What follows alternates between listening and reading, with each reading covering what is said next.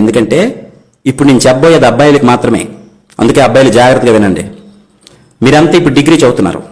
చూడండి, ఇక్కడ ఎంత బాగా చదువుకున్నా చివరికి ఏదైనా జాబ్ చేసుకుని సెటిల్ అవ్వకపోయినా అమ్మాయిలకు హౌస్ కీపింగ్ అనే జాబ్ ఉంది. అందుకే వాళ్ళు జాబ్ చేయకపోయినా వాళ్ళని ఎవరేమనరు. మరి అబ్బాయిలు తప్పకుండా ఏదో ఒక పని చేయాలి. అందుకే మీరే జాగ్రత్తగా వినండి. మనం మగాలుగా పుట్టాం. మగాడిగా పుట్టడం ఈజీనే, కానీ మగాడు అనిపించుకోవడం చాలా కష్టం నాయనా. ఒకసారి మగాడి జీవితాన్ని చూద్దామా. 5వ క్లాస్ లోపు అమ్మా నాన్న తప్ప మనకి ఇంకేం తెలియదు. 6వ క్లాస్ నుంచి 10th క్లాస్ వరకు కొత్తగా అన్నీ నేర్చుకుంటాం. పుస్తకాల్లోని పాఠాలన్నీ చదివేసి మనమే గొప్పోడుగా ఫీల్ అయ్యి అమ్మా నాన్నకి ఏం తెలియదు అనుకుంటాం. నాన్నకంటే నేనే తెలివైన వాడిని అనుకుంటాం. ఇంటర్ డిగ్రీలు మరి చెప్పాల్సిన అవసరం లేదు. కుర్రోళ్ళం అయిపోయాం. కాలేజీలో అటెండరు, స్వీపరు, వాచ్మెన్ ఇలాంటి వాళ్ళని చూస్తే చాలా చీప్గా కనిపిస్తారు మన కళ్ళకి. ఇలాంటి పనులు మనం చస్తే చేయం అనుకుంటాం. జీతం లేదో పెద్ద పొడి చేస్తాం అనుకుంటాం.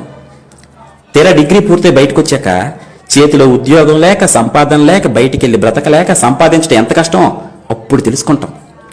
చిన్న ఉద్యోగం అయినా ఎంత విలువైందో అప్పుడు అర్థమవుతుంది. వయసు వచ్చిన కొడుకు ఇంట్లో ఖాళీగా ఉంటే అమ్మా నాన్న నిన్ను అదోలా చూస్తుంటే అప్పుడు మీరు రెడీ అవుతారు. 5,000 జీతమైనా చాలు ఏ పనైనా చేస్తానని.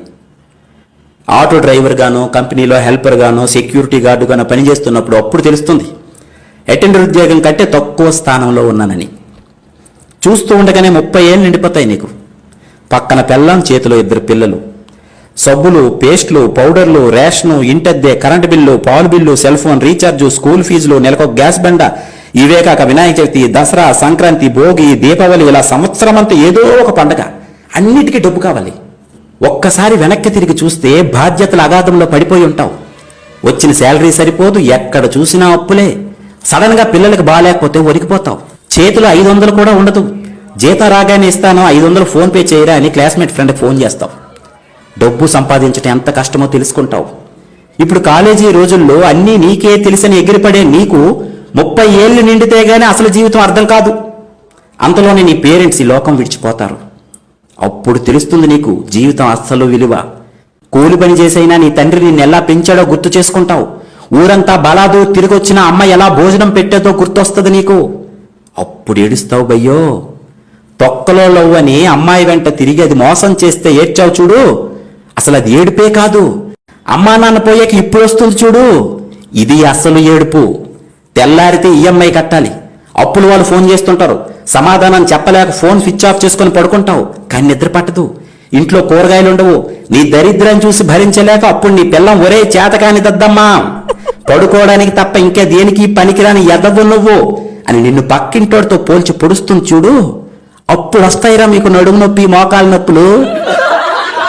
నవ్వకండి, ఇది నిజం. ఇదే జరుగుతుంది మగాడి జీవితంలో. ఇప్పుడు అనిపిస్తుందిరా నీకు, చీ దీనమ్మ జీవితం, అసలు మగాడిగా ఎందుకు పుట్టానురా అని. పెళ్ళం మీద కోపంతో ఫ్రెండ్స్తో కలిసి మందు తాకడం తప్ప ఇంకేం పీకలేవు నువ్వు. నీ కష్టాలన్నీ సిట్టింగ్లోనే ఫ్రెండ్స్తో షేర్ చేసుకుంటావు. అప్పుడు నిన్ను ఆదుకుంది 10వ 12వ సహాయం చేసేది క్లాస్మేట్సే. అందుకే గ్లాస్మేట్స్ ప్రతి మగాడికి చాలా అవసరమైనప్పుడు ఆదుకుంది వాళ్ళే. మగాడిగా పుట్టిన తర్వాత ఈ కష్టాలన్నీ తప్పవునైనా సంపాదించాల్సింది నువ్వే, పెంచాల్సింది నువ్వే, దొబ్బులు కాయాల్సింది కూడా నువ్వే. పండక్కింట్లో అందరికీ నువ్వే కొత్త బట్టలు కొంటావు, నువ్వు మాత్రం కొనుక్కో. ఎందుకంటే నీ దగ్గర డబ్బులు ఉండవు, ఎప్పుడు ఆ పాత బట్టల్లోనే కనిపిస్తావు. అప్పుడు తెలుస్తుంది నీ నాన్న ఎప్పుడు చిరిగిపోయిన బనియన్తో, అరిగిపోయిన చెప్పులతో ఎందుకు అలా సింపుల్గా కనిపించేవాడో. ఇప్పుడు అర్థమవుతుంది. నువ్వు నాన్న అయితే గానీ మీ నాన్న అంటే ఏంటో నీకు అర్థం కాదు.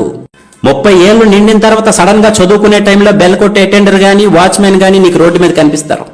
చిన్న ఉద్యోగమని, తక్కువ జీతమని హేళన చేసి నువ్వే ఈరోజు అతన్ని ఎంత ఆప్యాయంగా పలకరిస్తావో చూడు. నీకంటే అతను ఎన్ని రెట్లు గొప్పవాడో ఇప్పుడు నీకెవరో చెప్పాల్సిన అవసరం లేదనుకుంటా.